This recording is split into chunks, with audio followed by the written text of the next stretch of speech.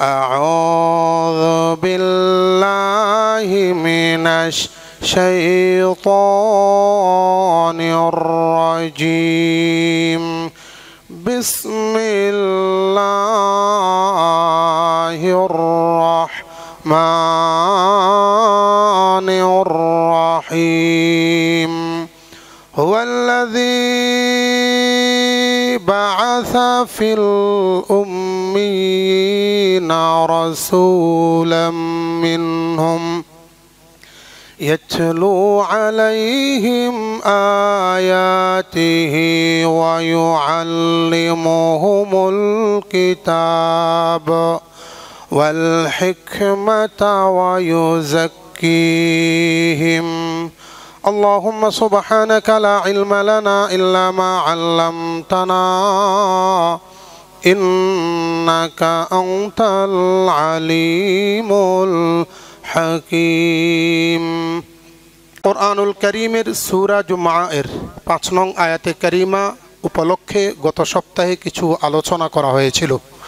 আল্লাহ পাক রব্বুল ইজ্জত এই আয়াতে কারিমার মধ্যে বলছেন হুয়াল্লাযী বাআসা ফিল উম্মিয়িনা রাসূলাম মিনহুম, ও পৃথিবীর মানুষ, তিনি হচ্ছেন এমন এক সত্তা যিনি একজন রাসূল পাঠিয়েছেন উম্মীদের কাছে।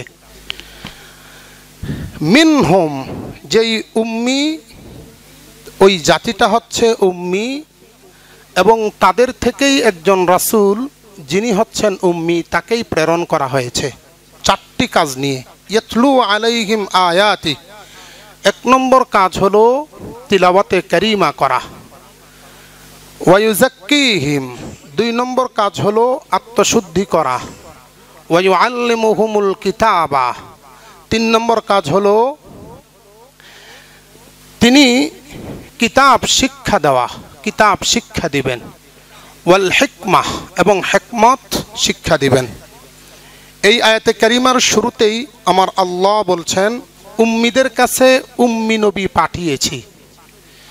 আমি গত সপ্তাহে বলেছিলাম আল্লাহর হাবিবকে উম্মি বলার কারণ একটাই, সেটা হলো আল্লাহর হাবিব মহান শিক্ষিত। শুধু শিক্ষিত নন, বরং সারা পৃথিবীর সমস্ত শিক্ষাবিদদের সাইয়্যিদ। শুধু সাইয়্যিদই নয়, আমি বলেছিলাম আল্লাহ পাক রব্বুল ইজ্জত তামাম ইলমটাকে 100 ভাগে ভাগ করেছেন। 100 ভাগের 99 ভাগ নিজের কাছে রেখে দিয়েছেন। শেখ সাদি রহমতুল্লাহি আলাইহি বলতেছেন 100 ভাগের 99 ভাগ নিজের কাছে রেখে দিয়েছেন, 1 ভাগ রেখে দিয়েছেন মাখলুকাতের জন্য।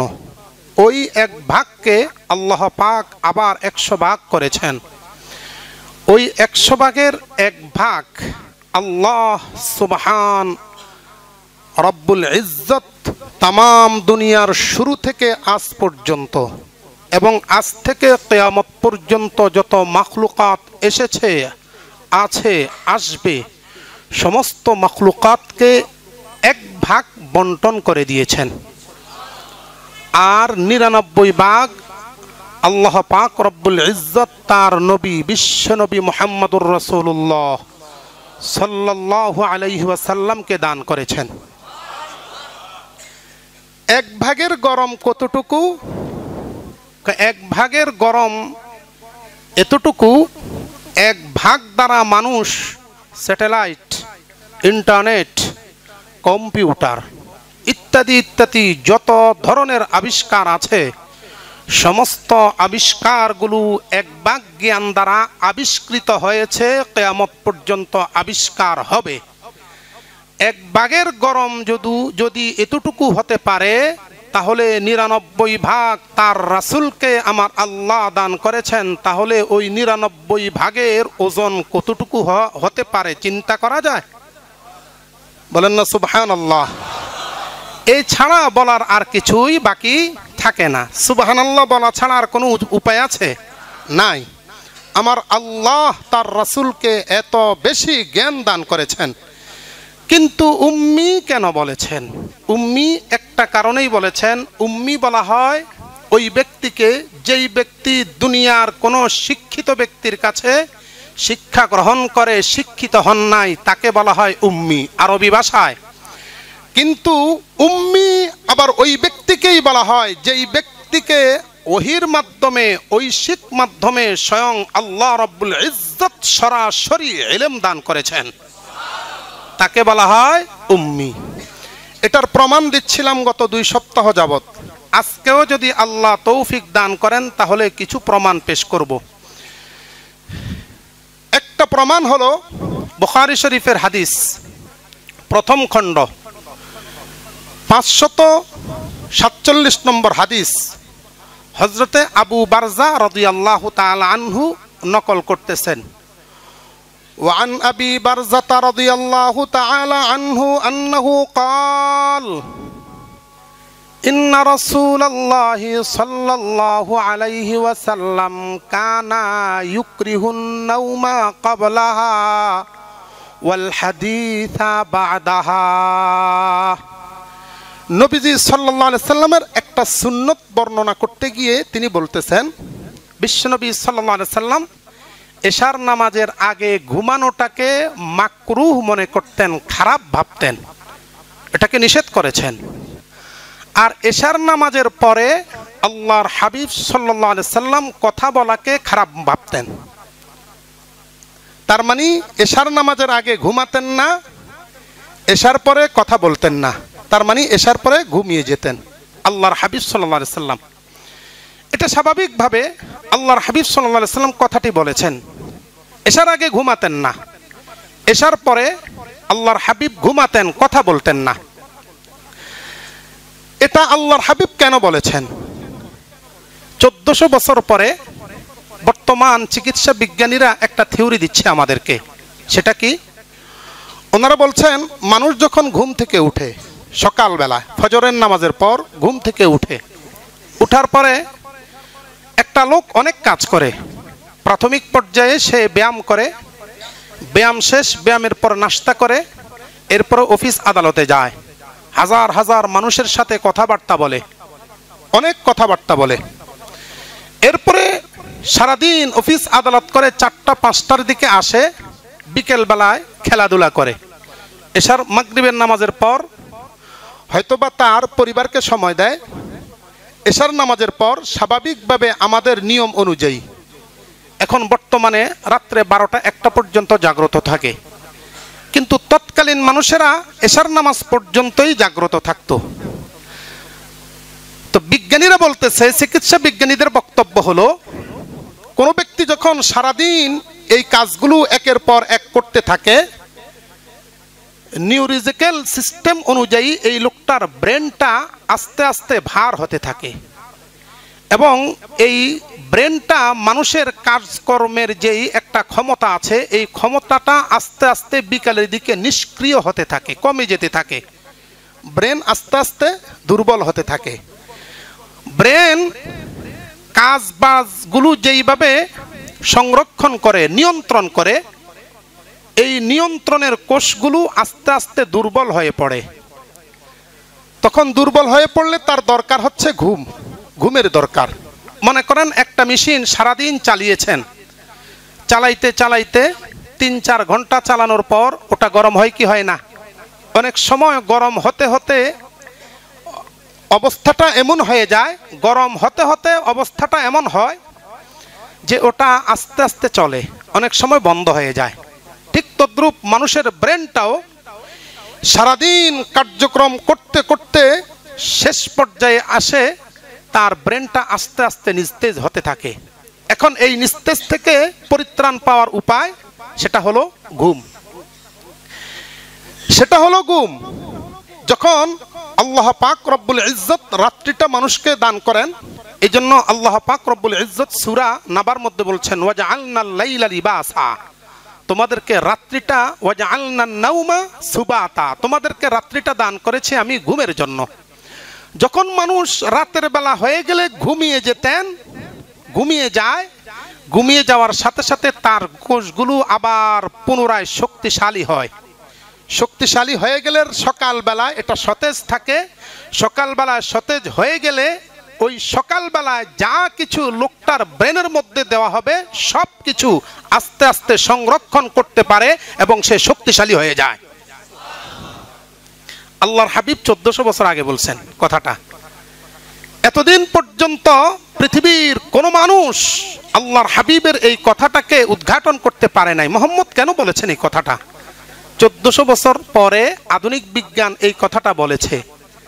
তাহলে 1400 বছর পরে যদি আধুনিক বিজ্ঞান আল্লাহর হাবিবের এই হাদিসের সাথে যদি একত্রতা প্রকাশ করতে পারেন, মত পোষণ করতে পারেন, তাহলে বলতে পারি আল্লাহর হাবিবকে আমার আল্লাহ কিয়ামত পর্যন্ত সমস্ত জ্ঞানগুলো 1400 বছর আগেই দান করেছেন।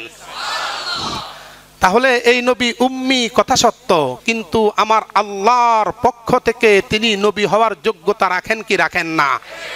এই জন্যই আল্লাহর হাবিব সর্বকালের সর্বশ্রেষ্ঠ মহান মানুষ। দুনিয়াতো মানুষ সাইয়্যিদ এবং আখিরাতো মানুষ এবং সাইয়্যিদ। বুখারী শরীফের কিতাবুল ঈমান অধ্যায়ের মধ্যে আল্লাহর হাবিব সাল্লাল্লাহু আলাইহি সাল্লাম একটা হাদিসে বলেছেন, আমি হচ্ছি বনি আদমের সাইয়্যিদ। দুনিয়াতো সাইয়্যিদ, আখিরাতো সাইয়্যিদ। নবী হিসাবে নয়, মর্যাদার দৃষ্টিকোণ থেকে নয়, বরং আমার আল্লাহ তাকে জ্ঞান দান করেছেন, জ্ঞানের দৃষ্টিকোণ থেকে সমস্ত মানুষের নেতা। তাহলে এই নবীকে আমরা নবী এবং রাসূল হিসেবে মানতে কোনো সমস্যা আছে? জোরে বলেন আছে? নাই। দ্বিতীয় আরেকটা উদাহরণ দিচ্ছি, বুখারী শরীফের 95 নম্বর হাদিস। وعن أنس رضي الله تعالى عنه أن رسول الله صلى الله عليه وسلم كان إذا كان سلم ثلاثا وإذا تكلم بكلمة أعادها ثلاثا। আল্লাহর হাবিব সাল্লাল্লাহু আলাইহি সাল্লামের এখানে সুন্নত সম্পর্কে দুইটা কথা বলা হয়েছে। রাসূল করিম সাল্লাল্লাহু আলাইহি সাল্লাম যখন কাউকে সালাম দিতেন 3 বার সালাম দিতেন। কয়বার সালাম দিতেন? 3 বার। এখানে একটা মাসালা জানা দরকার, সালাম 3 বার দিতেন কারণটা কি? এর অর্থ হলো, মনে করেন কারো ঘরে ঢোকার প্রয়োজন হয়েছে, কারো ঘরে ঢুকবেন, দরজা বন্ধ, এই জন্য দরজার মধ্যে নক করেছে। আল্লাহর হাবিব সাল্লাল্লাহু আলাইহি সাল্লামের জামানায় দরজা আমাদের মতো এত শক্ত দরজা ছিল না, সাধারণ দরজা ছিল, যে কোনো মানুষ গেলেই ঢুকতে পারত। আল্লাহর হাবিবের সুন্নত ছিল, খবরদার দরজা গেলেই ঢুকে যাবা না, দরজায় দাঁড়াবা, 3 বার সালাম দিবা। কয়বার? প্রথমবার সালাম, জবাব আসলে বুঝতে হবে তোমাকে অনুমতি দেওয়া হয়েছে, ঢুকে যাবা। দ্বিতীয়বার সালাম, যদি জবাব না দেয় তাহলে দাঁড়ায় থাকবা, জবাব দিলে ঢুকে যাবা। তৃতীয়বার সালাম, জবাব যদি দেয় ঢুকে যাবা, জবাব যদি না দেয় তাহলে বুঝতে হবে মালিক নাই, কিংবা মালিক তোমাকে অনুমোদন দিচ্ছে না, তুমি চলে আসো। এই জন্য আল্লাহর হাবিব সাল্লাল্লাহু আলাইহি সাল্লামের হাদিসের মধ্যে বলা হয়েছে 3 বার সালাম দিতেন। অথবা আরেকটা কথা হতে পারে, আমরা যখন কোনো ব্যক্তিকে সালাম দেই, দূরের থেকে সালাম দেয় আসসালামু আলাইকুম, ওই লোকটা শুনে নাই, কাছে এসে বলে হুজুর আমি আপনাকে সালাম দিছি। না, এটা নয়, এটা ভুল। শুদ্ধ হচ্ছে দূর থেকে সালাম দিয়েছেন, শুনে নাই, দ্বিতীয়বার সালাম দিবেন, শুনে নাই, তৃতীয়বার সালাম দিবেন, শুনে নাই, চতুর্থবার কাছে যায় বলবেন আমি সালাম দিয়েছিলাম। সুন্নত, নবীজির সুন্নত। তাহলে সালাম হবে কয়বার? খেয়াল থাকবে, কয়বার হবে সালাম? মোবাইল করেছেন কারো কাছে, রিসিভ করতেছে না, প্রথমবার মোবাইল রিং দিয়েছেন, রিসিভ করতেছে না, দ্বিতীয়বার, তৃতীয়বার।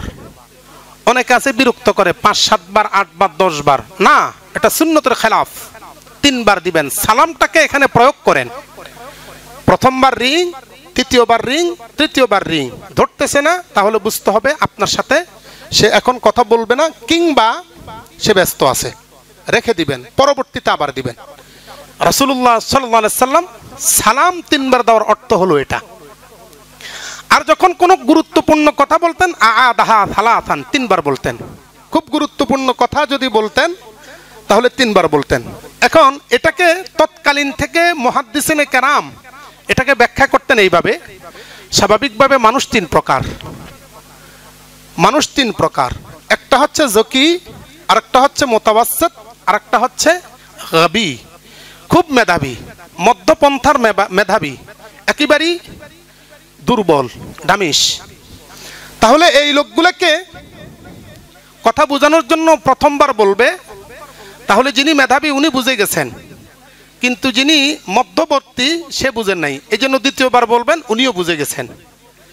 এরপরে যিনি একেবারেই ডামিশ, মেধাহীন, ওনাকে তিনবার বললে উনি বুঝবেন, এই জন্য রাসূল করিম সাল্লাল্লাহু আলাইহি সাল্লাম তিনবার বলতেন।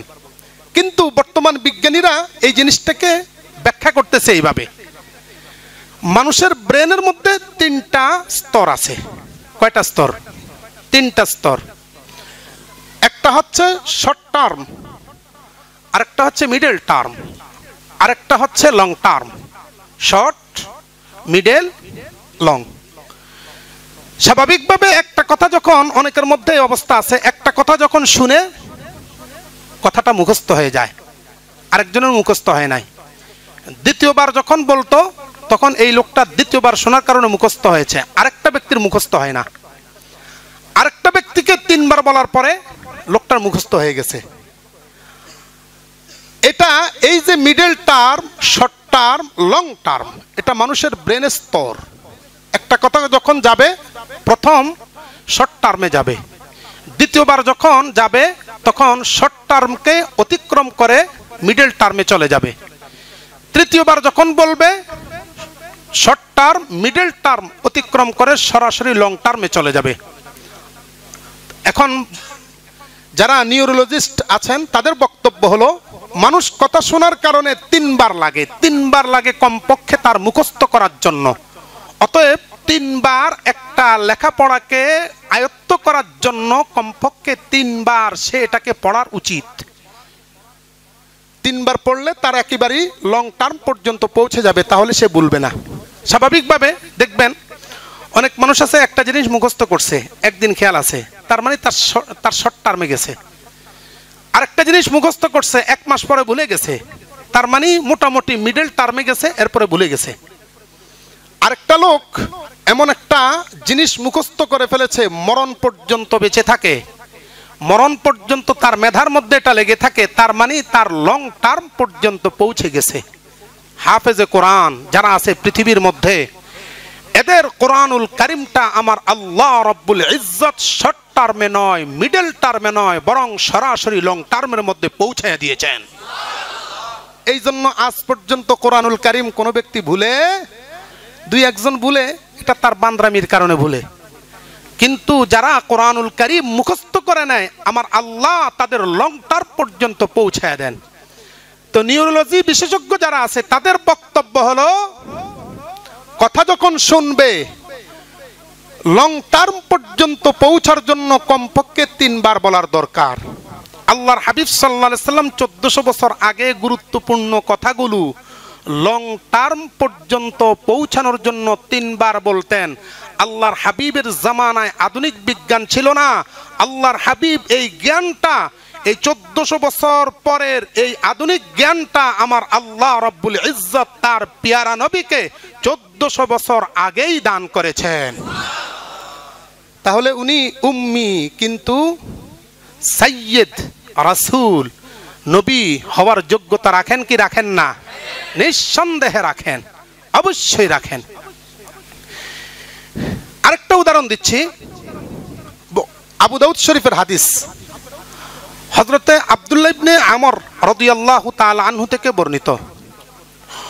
ওয়ান আব্দুল্লাহ ইবনে আমর রাদিয়াল্লাহু তাআলা আনহু আন্নাহু قال قال رسول الله صلى الله عليه وسلم فإن تحت البحر نارا وتحته بحرا। আল্লাহর নবী সাল্লাল্লাহু আলাইহি সাল্লাম আবু দাউদ শরীফের 2547 নং হাদিসের মধ্যে বলতেছেন, 1400 বছর আগে, নিশ্চয়ই সমুদ্রের নিচে আগুন আছে, আগুনের নিচে সমুদ্র আছে। আপনার তো বড় আশ্চর্য হয়ে যাবেন, সমুদ্রের নিচে আগুন, পানির নিচে তো আগুন থাকা কখনো সম্ভব? কথা বলেন না কেন? সম্ভব। সাধারণ আমাদের মেধায় এই কথা বলবে। পানির নিচে কিভাবে আগুন হতে পারে? এটা তো কল্পনাতীত, অসম্ভব। এটা কিভাবে সম্ভব? নবীজি সাল্লাল্লাহু আলাইহি সাল্লাম আজকে বলেন নাই, আল্লাহর হাবিব সাল্লাল্লাহু আলাইহি সাল্লাম বলেছেন আজ থেকে 1400 বছর আগে। পৃথিবীর মানুষ শুনে রাখো, বাহার মানে সমুদ্র, সমুদ্রের নিচে আগুন আছে, আগুনের নিচে সমুদ্র আছে। এর ব্যাখ্যাটা তৎকালীন লোকদের মাথায় ঢুকে নাই, এই মোহাম্মদ আবল তাবল বলে। এজন্য সূরা নুন, সূরা কালামের 4 নম্বর আয়াতে কারিমার মধ্যে আমার আল্লাহ রাব্বুল ইজ্জত বলতেছেন, মা আনতা বিনিআমাতি রাব্বিকা বিমাজনুন।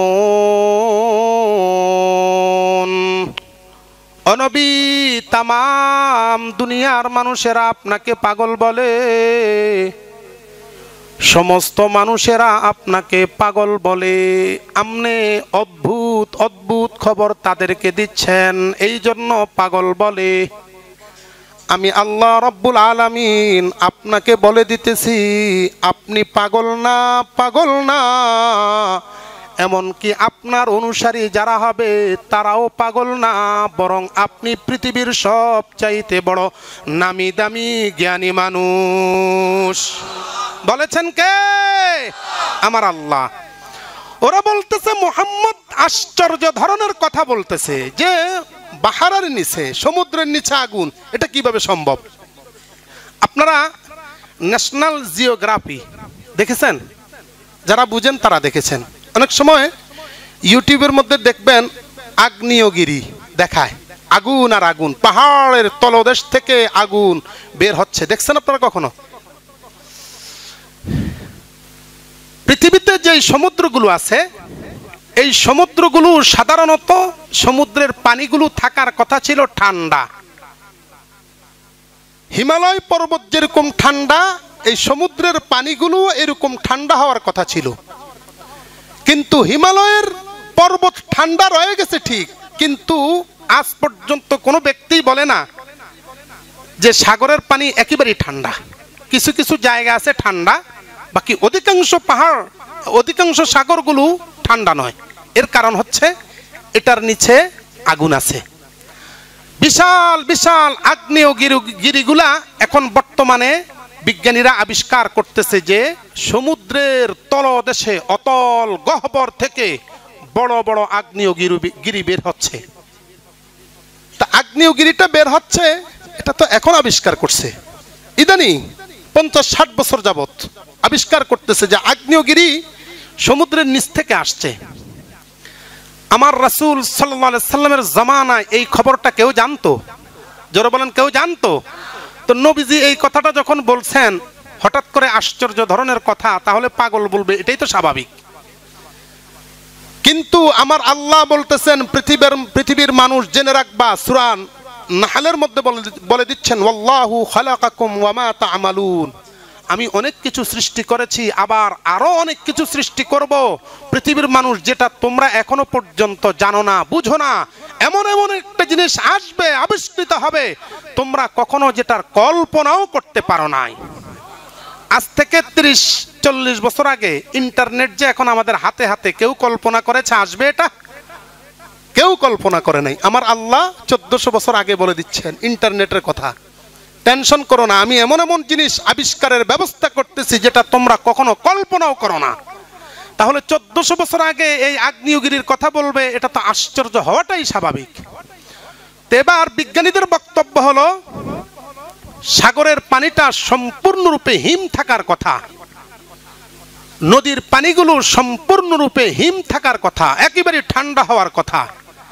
কিন্তু এই নদী এবং সমুদ্রের পানিগুলো যদি তার যথা নিয়ম অনুযায়ী সম্পূর্ণরূপে ঠান্ডা থাকে, তাহলে পৃথিবীতে মানব জাতি কিংবা কোনো মাখলুকাত কখনো জীবন ধারণ করতে পারবে না, মরে যাবে, ঠান্ডার কারণে মরে যাবে।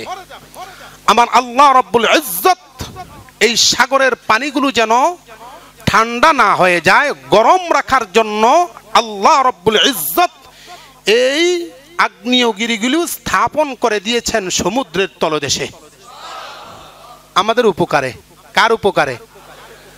আমার আল্লাহ রাব্বুল ইজ্জত বলতেছেন, পৃথিবীর মানুষ তামাম দুনিয়ার মধ্যে যা কিছু সৃষ্টি করেছি সব কিছু তোমাদের জন্য। মনে রাখবা, তবে তোমাদের কপালটা আমার জন্য। কার জন্য? কপালটা আমার জন্য। তামাম দুনিয়ার যা কিছু আছে, যত কিছু সৃষ্টি করেছি সব তোমাদের খেদমতের জন্য। সমুদ্র সৃষ্টি করেছি, সেটাও তোমাদের জন্য। সমুদ্রের নিচে আগ্নেয়গিরি সৃষ্টি করেছি, সেটাও তোমাদের জন্য। তবে তোমরা সব কিছু ভোগ করবা, কেবলমাত্র সেজদাটা আমি আরশ আজিমের মালিককে কেবলমাত্র দিবা। সুবহানাল্লাহ। তাহলে যেই ব্যক্তি বাবাকে সেজদা করে সে ঈমানদার না বেঈমান? জোরে বলে, ঈমানদার না বেঈমান? সেজদা করা যাবে? আল্লাহ তুমি আমাদেরকে বুঝবার তৌফিক দান করুন। এইবার আগ্নেয়গিরি সমুদ্রের নিচে, আর আগ্নেয়গিরির নিচে আরো সমুদ্র। আল্লাহর হাবিব বলছেন 1400 বছর আগে। এখন জিওগ্রাফির মধ্যে আপনারা ঢুকে দেখবেন, সেখানের মধ্যে তাদের বক্তব্যই হুবহুব হাদিস মোতাবেক পৃথিবীর যতগুলো সাগর আছে, সমুদ্র আছে, সমস্ত সমুদ্রগুলোর গভীরতা মাত্র 10 থেকে 11 কিলোমিটার। এরপরে আগ্নেয়গিরি, বিশাল বিশাল আগ্নেয়গিরি, এটা রাখা হয়েছে পানিটাকে গরম রাখার জন্য। এরপরে যে আগ্নেয়গিরি নিচে, বিজ্ঞানীদের বক্তব্য, এরপরে যেই সমুদ্রটা নিচে, ওই সমুদ্রটা 10 থেকে 11 কিলোমিটার না, বরং 500 থেকে 600 কিলোমিটার পর্যন্ত গভীরতা।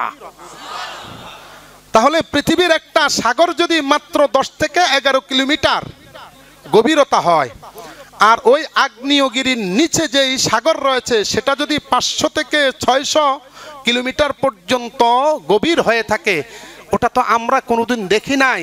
কিন্তু বিজ্ঞানীদের বক্তব্য আর আমার নবীর বক্তব্য সমান সমান হয়ে গেল কিনা? তাহলে আমার নবী উম্মি হওয়া সত্ত্বেও আমার নবী নবী হওয়ার যোগ্যতা রাখেন কি রাখেন না? তাহলে সেই নবীকে মান্য করতে, সেই নবীকে অনুসরণ করে জান্নাতে যেতে রাজি আছেন না? আরেকটা দৃষ্টান্ত দিচ্ছি, কোরআনুল কারীমের সূরা ফুরকানের 47 নং আয়াতে কারিমার মধ্যে আমার আল্লাহ রাব্বুল ইজ্জত বলছেন, ওয়া আনজালনা মিনাস সামাই মাআন তাহুরা। ও পৃথিবীর মানুষ, তোমাদের জন্য আমি আসমান থেকে পবিত্রতম পানি বর্ষণ করছি। পবিত্র পানি আমার আল্লাহ রাব্বুল ইজ্জত আসমান থেকে বর্ষণ করে। স্বাভাবিক কোনো ব্যক্তিকে যদি প্রশ্ন করা হয় আসমান থেকে পানি বর্ষণ করে, এর ব্যাখ্যাটা কি? তাহলে এক কথায় আমরা জবাব দেব, আসমান থেকে বর্ষণ করার অর্থ হলো মেঘমালা থেকে বর্ষণ করা। না, এটা না। মেঘমালা পৃথিবীর অংশ। এই পৃথিবীটা ভাসমান। পৃথিবীর একটা নির্ধারিত জায়গা আছে, ওই জায়গা পর্যন্ত যখন যাবে, ওই জায়গা পর্যন্ত কোনো একটা জিনিসকে যদি ঢিল দেওয়া হয়, ছুঁড়ে মারা হয়, ওটা আবার পৃথিবীতে চলে আসবে।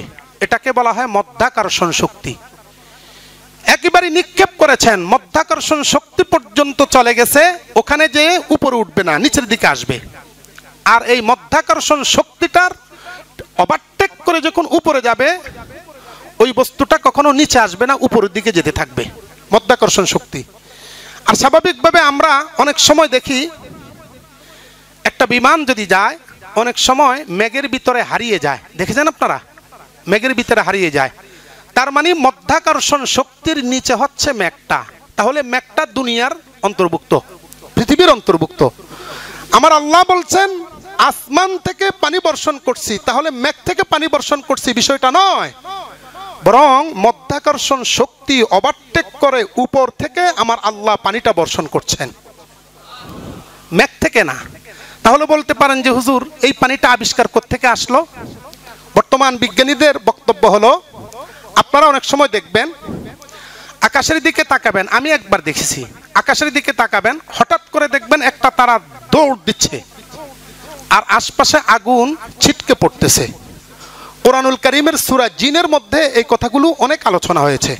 আমার আল্লাহ রাব্বুল ইজ্জত প্রায় বলেন কোরআনুল কারীমের মধ্যে, শয়তানদেরকে আসমান থেকে সরিয়ে দেওয়ার জন্য আমি উল্কা নিক্ষেপ করি। কোরআনের মধ্যে আছে। এই যে তারকাটা দৌড় দেয়, আপনারা অনেক সময় দেখবেন দুই পাশে আগুন ছিটাছিটি করে, দৌড় দিচ্ছে আবার থেমে যাচ্ছে, এটাকে বলা হয় উল্কা শিল। আল্লাহ পাক রব্বুল ইজ্জত দৈনিক 24 ঘন্টার ভিতরে এই ধরনের উল্কা 1 লক্ষ 2 লক্ষ নয়, বরং 10 থেকে 20 লক্ষাধিক উল্কা এইভাবে নিক্ষেপ করতে থাকেন। সুবহানাল্লাহ বলবেন না? 10 লক্ষাধিক। আর এই প্রত্যেকটা উল্কার ভিতরে রয়েছে পানি। উল্কাগুলো নিক্ষেপ করার মাধ্যমে পানিগুলো আল্লাহ পাক রব্বুল ইজ্জত দুনিয়ার সমুদ্র, নদী, পুকুর যা কিছু বলেন সেইগুলোর মধ্যে পৌঁছায় দেন। কিভাবে? উল্কাগুলোর মাধ্যমে মাধ্যাকর্ষণ শক্তিটা ভেদ করে আল্লাহ পাক রব্বুল ইজ্জত পানিটা মেঘমালার মধ্যে পাঠিয়ে দেন। এরপরে আমরা দেখতে থাকি যে মেঘমালার মাধ্যমে পানিটা দুনিয়াতে আসতেছে। তাহলে আমার আল্লাহ রাব্বুল ইজ্জত উল্কার মাধ্যমে মাধ্যাকর্ষণ শক্তিটা ভেদ করে দুনিয়ার মধ্যে মেঘের মাধ্যমে পানিটা পাঠাচ্ছেন। তাহলে আসমান থেকে পাঠানো হচ্ছে কিনা? হচ্ছে। ওয়া আনজালনা মিনাস সামাই মাআন তাহুরা, ও পৃথিবীর মানুষ, তোমাদের জন্য আমি আসমান থেকে পানি বর্ষণ করছি, পবিত্রতম পানি। কয় কেমন পবিত্রতম পানি? পৃথিবীর একটা মাত্র পানি আছে যেই পানিটা পান করলে ক্ষুধা নিবারিত হয়। এমনি স্বাভাবিক আপনাদের যে ড্রিঙ্কিং ওয়াটার আছে, এই পানিটা যদি আপনারা কখনো খান, ক্ষুধা লাগলে তাহলে কিছুক্ষণ পরে পেশাব হয়ে যাবে, আবার ক্ষুধা লাগবে। কিন্তু পৃথিবীতে একটা মাত্র পানি, যেই পানিটার নাম হচ্ছে মায়ে জমজম। জমজমের পানিটা পান করলে আল্লাহর কসম পেশাবের সাথে বের হবে ঠিক, কিন্তু ক্ষুধা নিবারিত হয়ে যাবে, ক্ষুধা লাগবে না। একটা মাত্র পানি। পৃথিবীর যত সমস্ত পানি আছে জমজমের পানি ছাড়া সমস্ত পানিগুলো একটা মানুষের রোগ নিরাময় করে 50%, 51%। কিন্তু আসমান থেকে সরাসরি যেই পানিটা পৃথিবীতে আসে, কোনো ব্যক্তি যদি ওই পানিটা সরাসরি গ্রহণ করতে পারে আর পান করতে পারে, তাহলে ওই পানিটা তার শরীর থেকে রোগ নিরাময় করে কমপক্ষে 80%। এই জন্য আমার আল্লাহ রাব্বুল ইজ্জত বলতেছেন, তোমাদের জন্য পবিত্রতম পানি আমি বর্ষণ করে দিয়েছি। এই কথাগুলো মাত্র আবিষ্কার করতেছে ইদানিং কালের বিজ্ঞানীরা। কিন্তু বিশ্বনবী মুহাম্মদুর রাসূলুল্লাহ সাল্লাল্লাহু আলাইহি সাল্লাম 1400 বছর আগে এমন এক জাতিকে বলে দিচ্ছেন, যেই জাতি ছিল মূর্খ, কিচ্ছু জানতো না দুনিয়ার সম্পর্কে, কোনো থিওরি তাদের জানা ছিল না। আমার নবী তাদেরকে জানিয়ে দিচ্ছেন। তাহলে এই নবী তৎকালীন যদিও লোকেরা আল্লাহর হাবিবের সাথে হিংসাত্মকমূলক, শত্রুতামূলক মাজনুন বলেছে এবং পাগল বলেছে, কিন্তু আমার নবী বর্তমান বিজ্ঞানীর আলোকে নিঃসন্দেহে সর্বশ্রেষ্ঠ জ্ঞানী। ঠিক কিনা বলেন? আমার নবীর চাইতে জ্ঞানী আর কেউ হতে পারে? জোরে বলেন, হতে পারে? এই জন্য আল্লাহ পাক রব্বুল ইজ্জত বলতেছেন, পৃথিবীর মানুষ মনে রাখবা, দুনিয়ার যত বিজ্ঞানী তোমাদেরকে আমি দান করব, যত বিজ্ঞান পার্সন তোমাদের কাছে আসবে, সমস্ত বিজ্ঞানীদের দাম আছে, আমি আল্লাহ তাদেরকে দাম দিয়েছি। কয় কেমন দাম? তার আবিষ্কৃত বস্তুগুলো তোমরা ব্যবহার করবা আর তাকে বাহবা দিবা, এর দাম আছে ঠিক, তবে সে অনুসৃত হওয়ার মতো যোগ্যতা রাখে না। তাকে তোমরা অনুসরণ করবা, দুনিয়াতে সেই ব্যক্তি এই যোগ্যতা রাখে না, তবে বাহবাহ পাওয়ার মতো যোগ্য। আমার নবী শুধু বাহবা পাওয়ার মতো যোগ্য নয়, বরং আমার নবীর অনুসরণ করার মতো যোগ্যতা আমি আল্লাহ রাব্বুল ইজ্জত তাকে দান করে দিয়েছি। তাকে অনুসরণ করবা, মডেল হওয়ার যোগ্যতা তার ভিতরে দিয়ে দিয়েছি। কয় কেমন মডেল হওয়ার যোগ্যতা দিয়েছি? আমার আল্লাহ রাব্বুল ইজ্জত সূরা আলে ইমরানের 27 নং আয়াতে কারিমার মধ্যে বলছেন, কুল ইন কুনতুম তুহিব্বুনাল্লাহ ফাত্তাবিউনি ইউহিব্বুকুমুল্লাহ